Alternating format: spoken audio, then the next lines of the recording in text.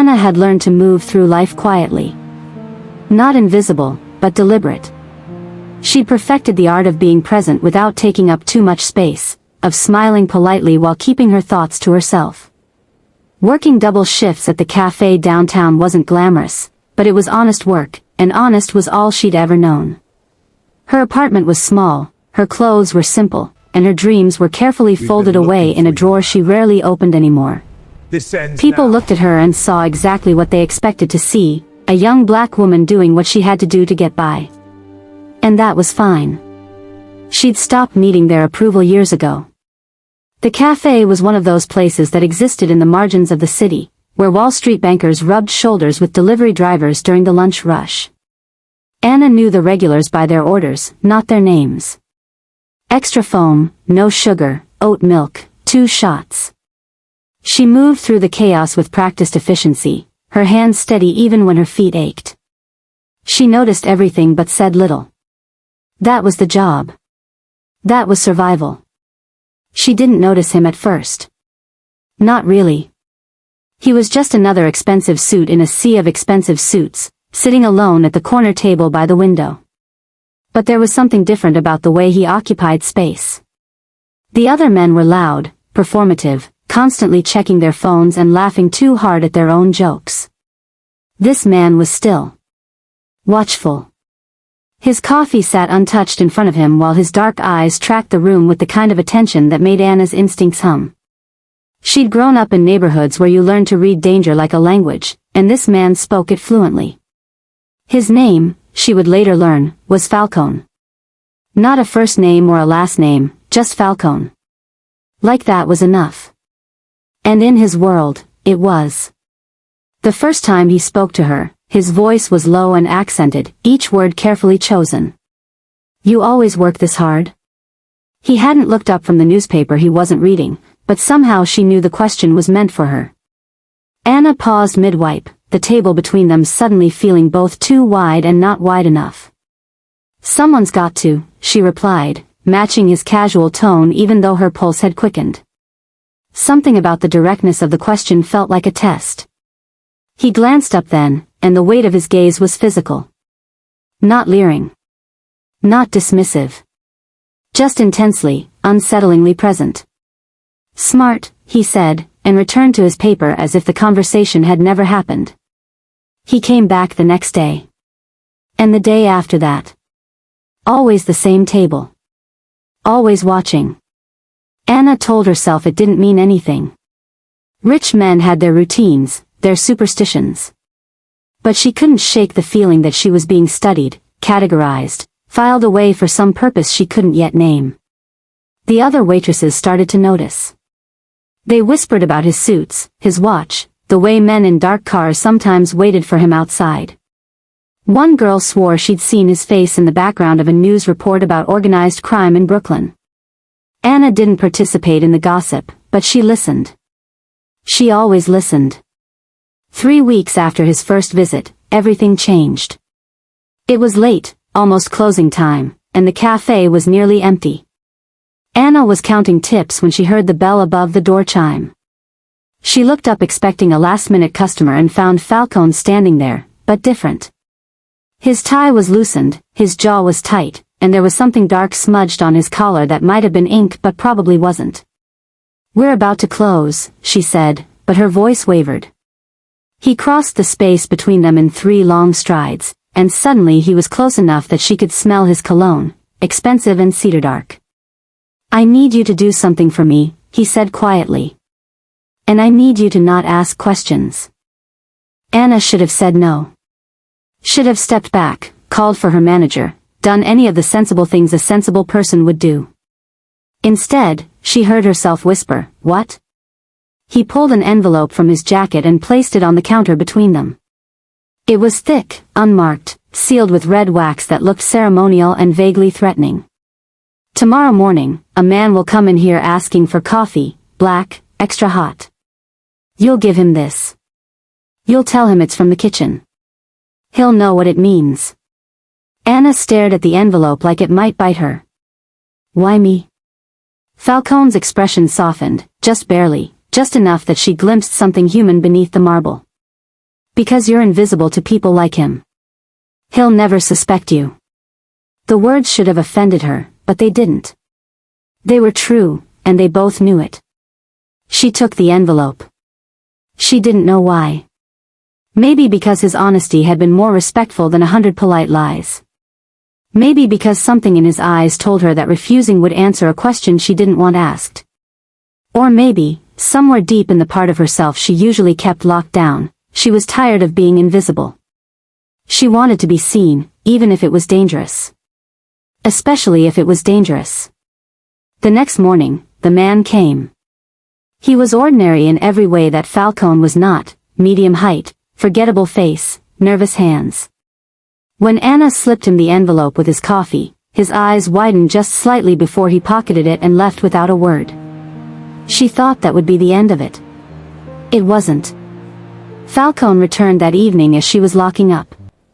He was leaning against a black sedan that probably cost more than her yearly rent, his expression unreadable. "Thank you," he said simply.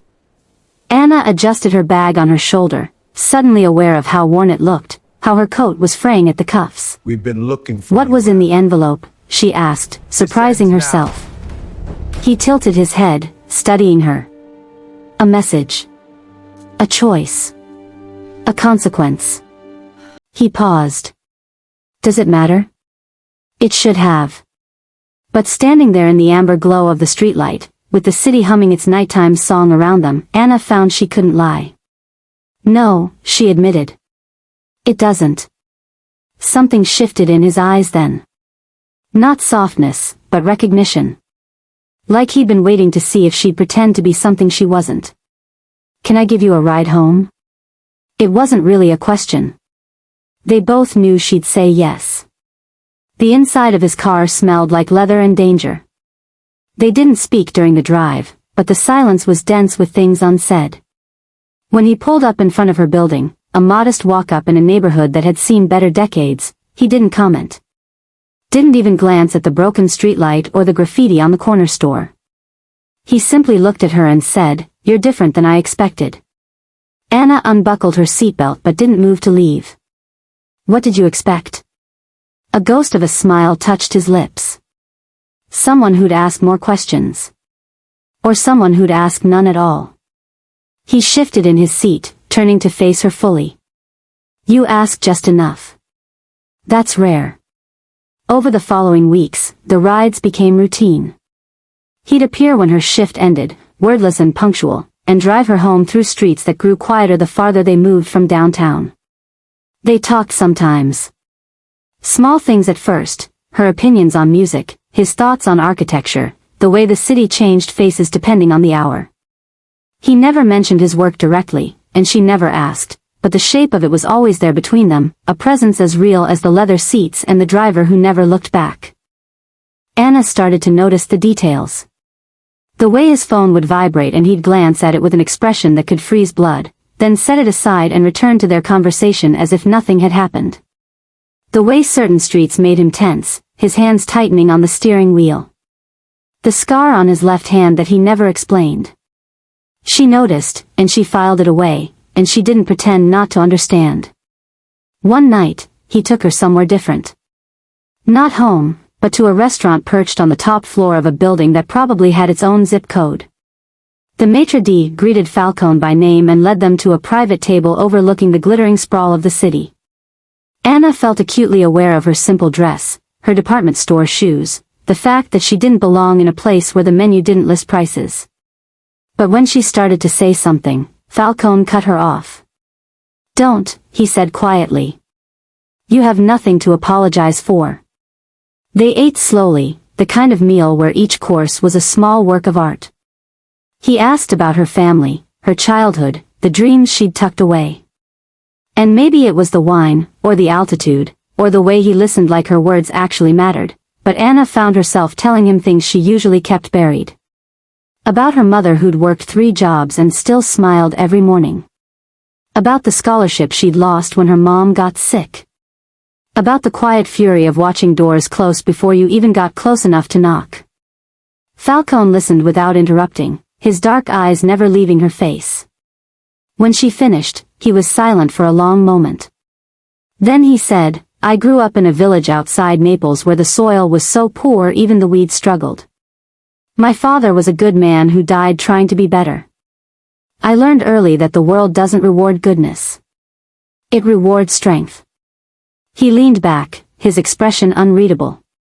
Everything I have, I took. Everything I protect, I fight for. That's the only language power understands. Anna should have been frightened. Should have recognized the implicit confession for what it was. Instead, she felt something dangerous bloom in her chest. Understanding. Not agreement, but understanding. And what are you protecting now? She asked softly. His gaze intensified.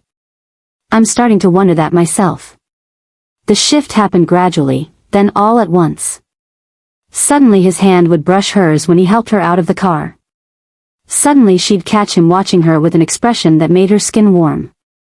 Suddenly the space between them felt charged with possibility, with danger, with want. But he never crossed the line. Never presumed. And somehow that restraint made the tension worse, made every accidental touch feel intentional, made every silence scream. Then came the night that changed everything. Anna was closing the cafe alone, which she'd been told never to do but had done anyway because rent was due and every hour mattered. She was counting the register when she heard the bell. 3 men entered, and she knew immediately that they weren't customers. They moved wrong, looked wrong, carried themselves with the kind of casual menace that made her stomach drop. The tallest one smiled, and it was the worst smile she'd ever seen. We're looking for Falcone, he said conversationally. Heard he's been spending time around here. Anna's mind raced. She thought about lying, about screaming, about the panic button under the counter that probably didn't even work. Instead, she straightened her spine and met the man's eyes. I don't know who that is, she said evenly. The man's smile widened. Sure you don't. Pretty girl like you, rides in his car every night, you don't know him. He stepped closer. See, we have a message for him. And you're going to deliver it. What happened next was a blur. The man reached for her, Anna grabbed the coffee pot, someone shouted, and then the door exploded inward. Falcone appeared like something summoned, followed by 2 men who moved with military precision. The confrontation was brief and brutal in its efficiency. No shots fired. No blood spilled. Just a few quick movements, some whispered words in Italian, and the 3 men were being escorted out like misbehaving children. Through it all, Falcone's eyes never left Anna. When it was over, when the cafe was empty again except for the 2 of them, he crossed to her in 3 long strides and gripped her shoulders, his hands shaking. Are you hurt? His voice was rough, barely controlled. Anna shook her head, still clutching the coffee pot like a weapon. How did you know? He exhaled slowly, forcibly calming himself. I always know where you are. The admission should have frightened her. Instead, it made her feel safer than she had in years. He took her hand, and this time there was nothing accidental about the touch. This can't continue, he said quietly. Being near me puts you in danger. Those men, they're just the beginning. There are people who would hurt you to hurt me, and I can't. He stopped, his jaw working. I won't let that happen. Anna looked up at him, at this man who commanded rooms with a glance and made powerful men nervous, and saw the truth he was trying to hide. He was afraid. For her. What if I don't want to stay away, she whispered. The kiss was inevitable. It was fire and surrender and every dangerous thing they'd been denying for weeks. His hands cupped her face like she was something precious, breakable, and her fingers fisted in his shirt like she was drowning and he was air. When they finally broke apart, both breathing hard, Falcone pressed his forehead to hers. You don't know what you're asking for, he murmured. Anna smiled, and it was fierce. Then tell me. So he did. They went to his penthouse, a sprawling space of marble and glass and carefully curated art, and he told her everything. About the family business that was older than countries. About loyalty and blood and the weight of legacy. About enemies who never forgot and allies who couldn't be trusted. About the loneliness of power and the price of protection. He laid it all out like evidence in a trial, giving her every reason to run. Anna listened to it all, sitting across from him on a sofa that probably cost more than her car. When he finished, she was quiet for a long moment. Then she said, "I'm not naive. I know what you are. I knew it the first day you walked into that cafe." She leaned forward, holding his gaze. "But I also know what you're not. You're not cruel. You're not careless. And you're not the monster you think you have to be." She paused. "I'm not asking you to change. I'm just asking you to let me choose." Falcone looked at her like she was something miraculous and terrifying. "If you stay, everything changes. I'll protect you, but I can't promise you'll always be safe. I'll give you everything, but I can't promise you'll always be happy. This life, it's beautiful and brutal, and once you're in it, there's no clean way out." His voice dropped. "I need you to understand that." "I understand," Anna said simply. And she did. She understood that love in his world wasn't flowers and poetry. It was choosing someone despite the cost. It was trust measured in secrets shared and dangers faced. It was the opposite of invisible. "Then stay," he breathed, and pulled her into his arms. The weeks that followed were a masterclass in contradiction. Anna still worked at the cafe, insisted on it even when Falcone offered to set her up with anything she wanted. But now she split her time between her small apartment and his penthouse, between her old life and this new strange reality. She met his associates, learned to read the subtle hierarchies and unspoken rules. She watched him conduct business with a cold efficiency that should have frightened her but instead fascinated her. This was who he was. This was what he'd built. And somehow, impossibly, she was becoming part of it. But there were costs. Her co-workers at the cafe started looking at her differently when she arrived in cars they couldn't afford. Old friends stopped calling after seeing her photographed at events they'd never be invited to. Her mother, when Anna finally told her, was quiet for a long time before saying, "Baby, just promise me you know what you're doing." Anna couldn't promise that. She could only promise she was choosing it with open eyes. The real test came 3 months in, when a rival family made their move. Anna didn't understand all the details, just that someone Falcone had trusted had betrayed him, and now there was a price on his head.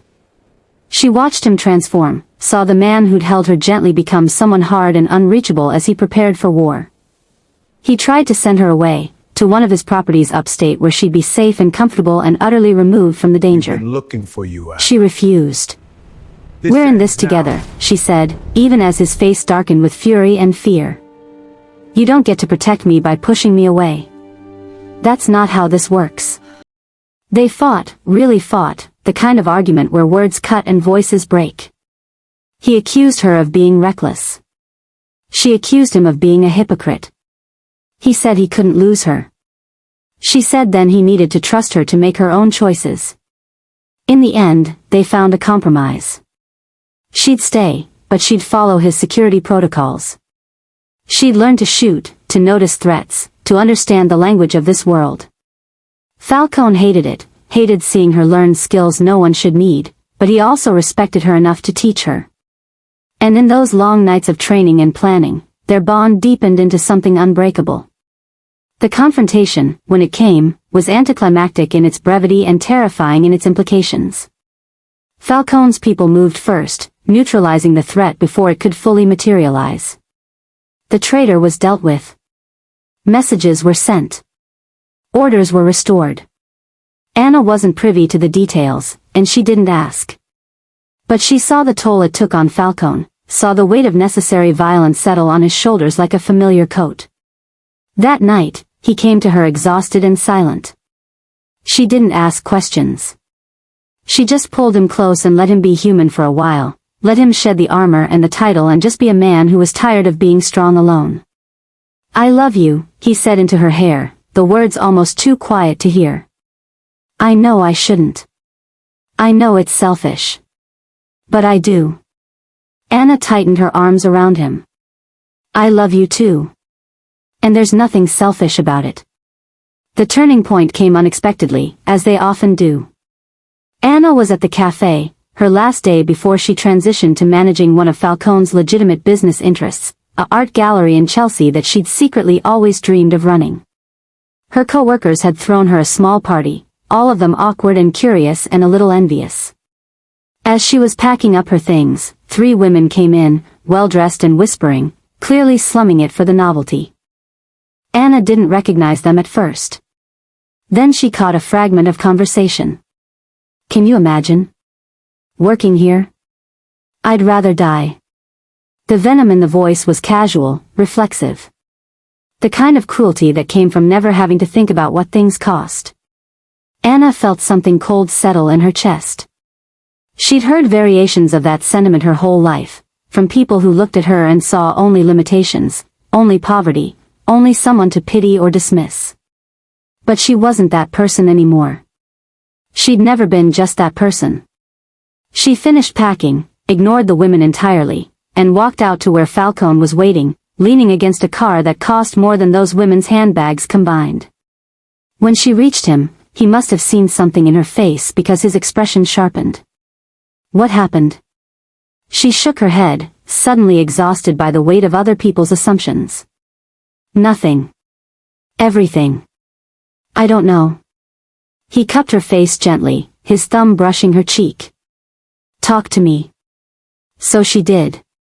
She told him about the comments, the looks, the lifetime of being underestimated and overlooked. She told him about the strange guilt she felt now, about having access to things she'd never dreamed of while people she'd worked beside still struggled. She told him she didn't know how to reconcile the girl she'd been with the woman she was becoming. Falcone listened without interrupting. Then he reached into his pocket and pulled out a key fob. Not his usual car, something different. "Come with me," he said quietly. He led her to a sleek vehicle parked nearby, brand new, the kind of car that turned heads. He placed the keys in her hand and closed her fingers around them. "This is yours. Not a gift from me to you. Yours because you've earned it. Because you're brilliant and strong and you've worked harder than anyone I know." He paused, his voice intense. "Let them think what they want. You know who you are. I know who you are. That's all that matters." Anna stared at the keys, then at him, tears burning behind her eyes. It wasn't about the car, not really. It was about being seen. About someone believing she deserved beautiful things not despite where she came from but because of everything she was. "I don't need this," she whispered. Falcone smiled, soft and genuine. "I know. That's why I'm giving it to you." Later that week, Anna went back to the cafe one last time, not to work but just to grab coffee. She drove the new car, parked it right out front where everyone could see. When she walked in, those same women were there, huddled at a table, and their conversation stopped dead when they saw her. Saw what she was driving. Saw how she carried herself now, with the quiet confidence of someone who knew exactly what she was worth. One of them, braver or more foolish than the rest, approached as Anna waited for her order. "That's quite a car," the woman said, her tone caught between admiration and resentment. Anna smiled, polite and distant. "It is." The woman waited for more, for an explanation or an apology or something to make sense of the transformation. "I've been looking for you, Anna." Anna offered nothing. "This ends now." Just collected her coffee, nodded goodbye to her former co-workers, and walked out. As she drove away, she caught sight of herself in the rearview mirror. Same face. Same eyes. But something fundamental had shifted. She wasn't invisible anymore. She'd never been poor in the ways that mattered, and now the world was finally catching up to what she'd always known. She was valuable. She was powerful. She was loved. That evening, she and Falcone had dinner at his penthouse, just the two of them. He'd cooked, which was rare, and the meal was simple and perfect. Over wine and pasta and quiet conversation, they talked about the future. About expanding the gallery. About trips they wanted to take. About the life they were building together, brick by careful brick. "Do you ever regret it?" Falcone asked quietly. Choosing this? Choosing me? Anna considered the question seriously. She thought about everything she'd given up, everything she'd gained, everything that had changed. She thought about danger and luxury and the strange new shape of her life. Then she reached across the table and took his hand. Every choice has a cost, she said. But no. I don't regret it. Not even a little. He raised her hand to his lips, his eyes never leaving hers. I'll spend the rest of my life making sure you never have to. It was a promise and a vow and a declaration, and Anna believed him. Not because he was perfect or because their life would be easy, but because she'd seen him at his worst and his best, and she'd chosen him anyway. They'd chosen each other. In the end, that was the only story that mattered. Not where they'd come from or what the world thought they deserved. Just two people who'd found each other across impossible divides and decided that together was worth the risk. The city glittered below them, indifferent and eternal, and Anna thought about all the people down there who'd looked at her and seen nothing special. Let them. She knew the truth now. She'd always been extraordinary. She just needed someone to see it clearly enough to reflect it back. And Falcone? He'd spent his whole life taking what he wanted, building empires on will and strength. But this, her, them? This was the first thing he'd ever had that felt like grace. Like something given freely, something that couldn't be bought or forced or claimed. Just chosen. Just real. They stood together at the window, his arms around her, her head on his shoulder, and watched the city breathe. Somewhere down there, in a cafe that would open tomorrow for the morning rush, a new waitress would start her shift. She'd be invisible to most of the customers, noticed only for what she could provide. But maybe, if she was lucky, someone would really see her. And maybe that would be the beginning of her own story. But this story, Anna's story, Falcone's story, their story, it was just beginning too. And it would be complicated and beautiful and dangerous and real. It would be everything they'd chosen, and nothing they'd expected, and absolutely worth it. That was enough. That was everything. Hey loves, thank you so much for staying with me until the very end of this journey. I hope Anna and Falcone's story touched something in you, made you feel something real. Writing this was special for me because it's about more than just romance or danger, it's about being seen for who you truly are, about choosing love even when it's complicated, about knowing your worth even when the world tries to convince you otherwise. I'd love to know what you felt during this story. Did you connect with Anna's journey? Did Falcone surprise you? Was there a moment that really hit you? Drop a comment below and tell me everything. Your thoughts, your feelings, your favorite scenes, I want to hear it all. And if this story moved you, if it made your heart race or your eyes water or made you believe in the kind of love that changes everything, do me a favor, share it with someone who needs to hear it. We all deserve to feel seen. We all deserve to feel chosen. Thank you for being here. Thank you for listening. Until next time, remember that you're never just anything. You're everything you choose to be. All my love.